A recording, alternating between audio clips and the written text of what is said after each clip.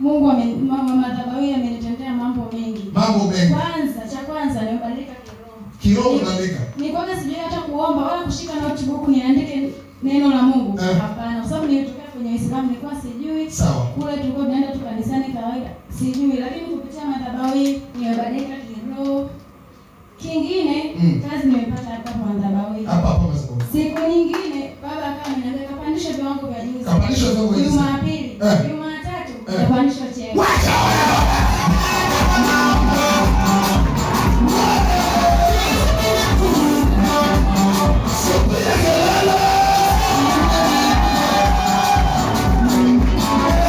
Ilikuwaje mama?